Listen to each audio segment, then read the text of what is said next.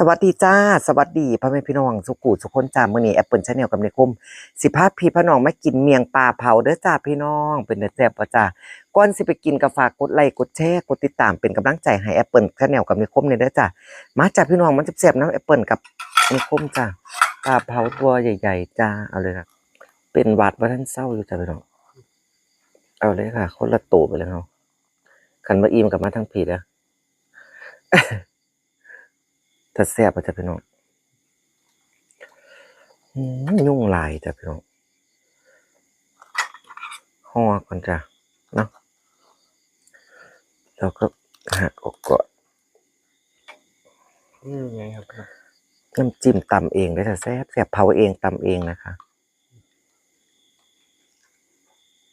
นี่ข้มหิวครับ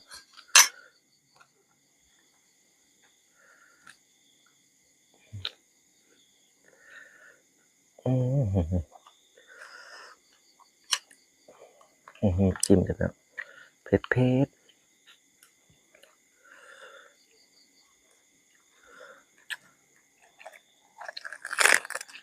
น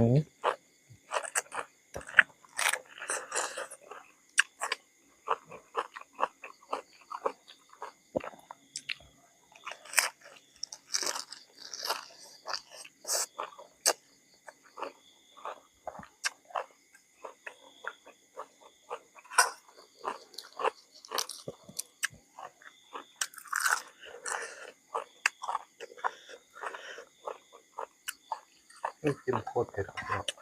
เผ็ดครับป่ะบะพริกแซ่บอะไรเนาะ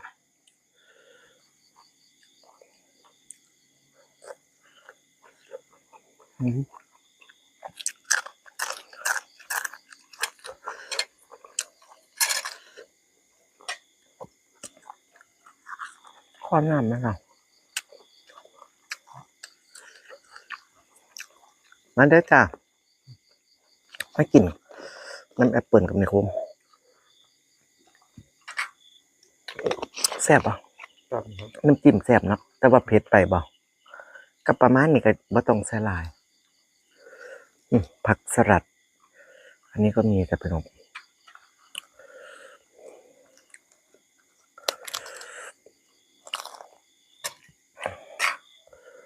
ใส่มือหล่นแล้วจะเป็นของ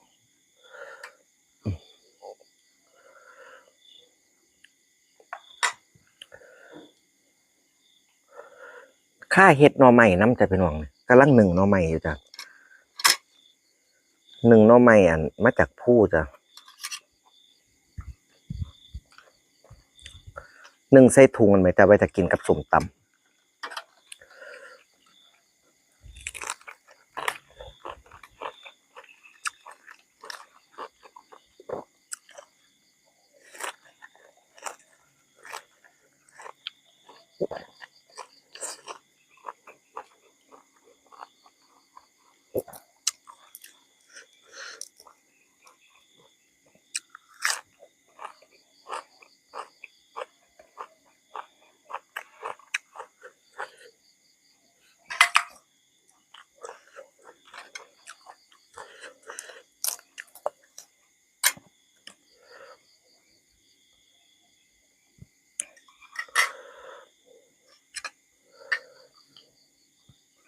ลาดไปเลยครับ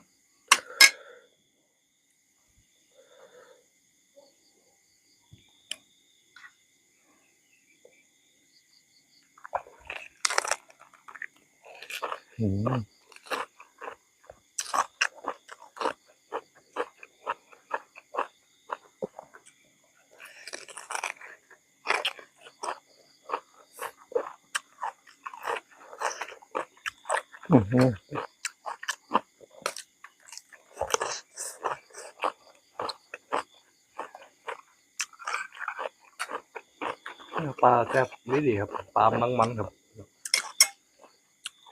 ปลาสดๆนี่ก็แซ่บ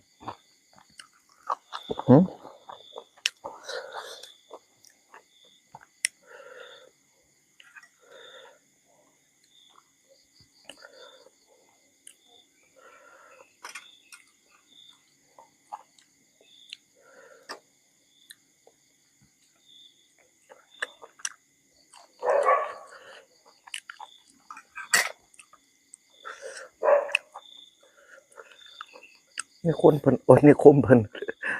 เป็นคนเผาป่าได้จ้ะพี่น้องเผาได้แซ่บดีอยู่จ้ะล่างดีครับกับบ่ข้าวบ่หยังแซ่บใส่ตะไคร้ใส่นึกว่ายุงกัด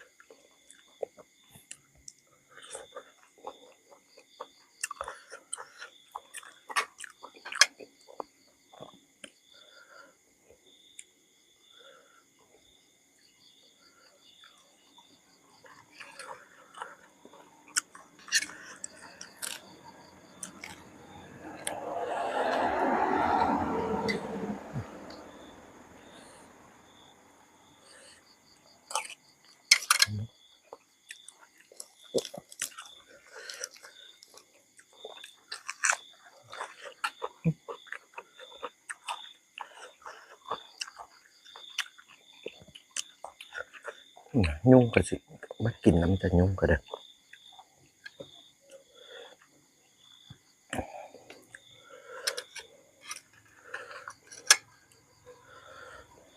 แอปเปิ้ลมักกินหัวปลามันจะเป็นปลาแซ่บดีจ้ะ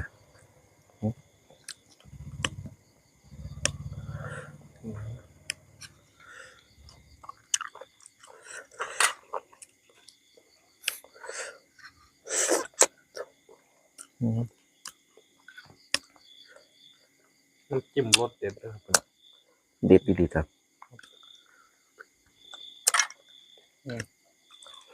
เงียบเผ็ดเปรี้ยวหวานจ้ะพี่น้อง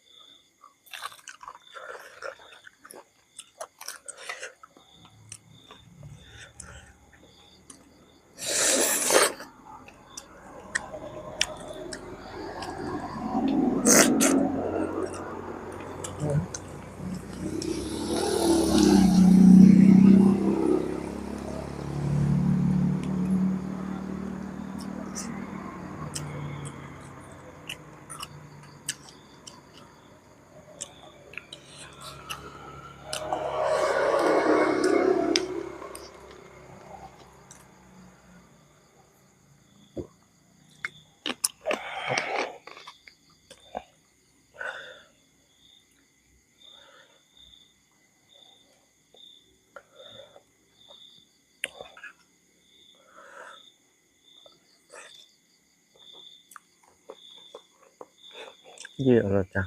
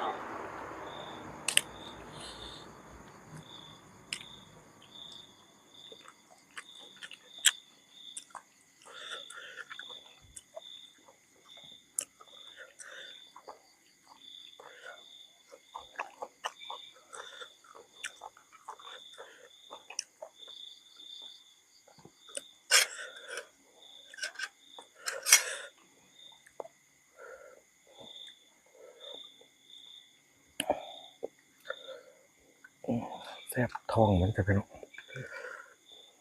กินทองปลา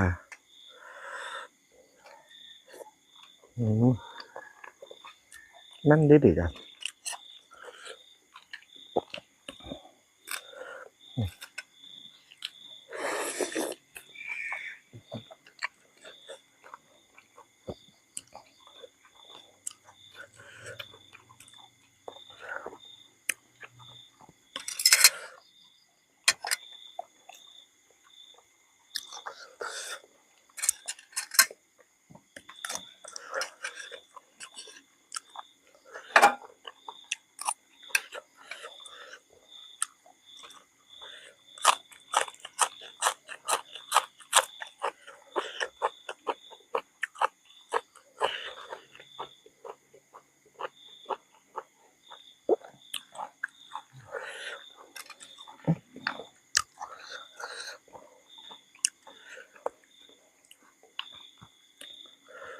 ทั้งภาคอีสานหนังมาได้พี่น้องท่านผลเป็นยังไงนะครับ น้ำท่วมปีนี้กับทั้งจังหวัดน่านเนาะจ้ะพี่น้องน่าสงสารจ้ะ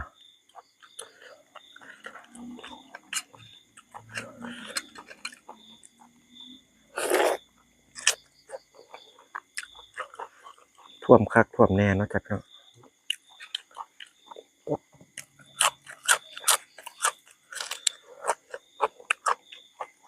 ตอนแรกก็นึกว่าจะเทียนแรงนะครับพี่น้อง น้ำมาทั้งอื่นทั้งบ้านเฮาบ่นี่ปานใดเนาะทั้งบ้านกุกม่วงแรงเลยจ้ะเนี่ยบ้านนี้คุมแต่ว่าทั้งอื่นในภูจังซี่มันตกแม่จ้ะน้ำก็ท่วมทั้งในภู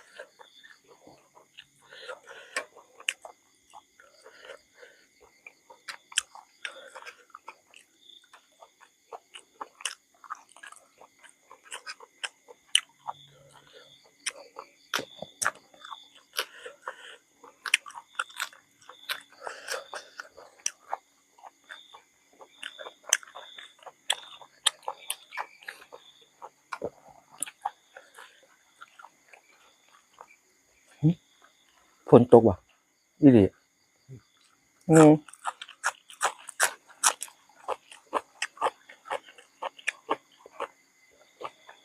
ฝนดิ้นจ้ะพี่น้อง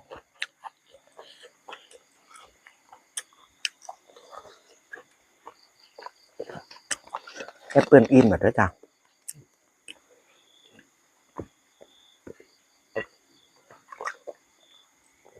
ฝนกระลิ่นกระตกแล้วมัน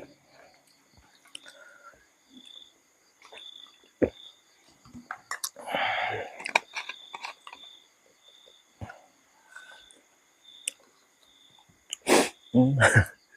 แซ่บหลายบ่อร่อยมาก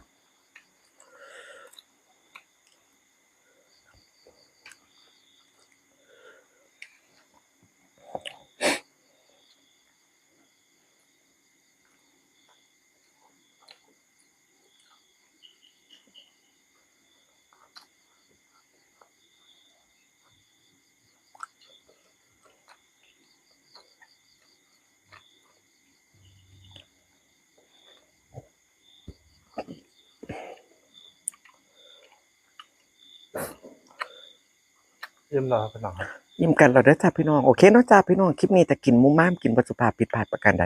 แอปเปิลชาแนลก็ขอโทษขออภัยพี่น้องละลายได้อจ้า